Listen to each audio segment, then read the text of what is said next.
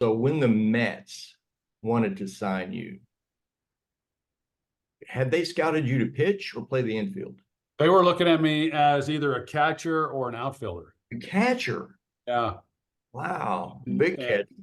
yeah, they thought I was too big for shortstop. I didn't have any, I had a fastball. That's about all I had as a pitcher. And so, yeah, they called, that's when they called me up the night before and said, "Hey, we got to know what it's going to take for you to sign." And I was 17 years old and I had no agent. My dad treated me like a grown man from the time I was 6. He just said, "Hey, you do what you want." And so we were on a party line because, we shared our phone line with 3 other families. Right. And Oh, wow. I'm on the phone with the New York Mets scout and he's saying, "Hey, we got to know what it's going to take if you're going to sign with us and forego OU."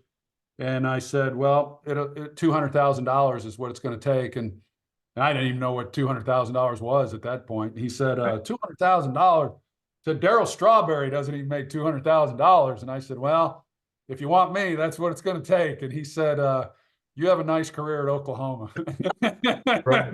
That was the end of my baseball career. You know what? If you think about it, though, had you signed and had it gone really well in the minors and maybe a call up, you could have been with the 86 Mets.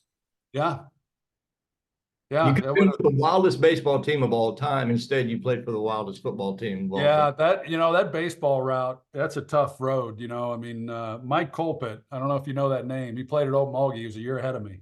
He went to the Phillies right out of high school. To this day, he's the best high school player I've ever seen. And he went up and down AAA, moved him back down, changed positions, worked his way back up. He got frustrated and ended up quitting. And the good thing about football is when you get drafted, you get every opportunity in the world to be a player. And in baseball, man, it's a tough road, though, going through those minors.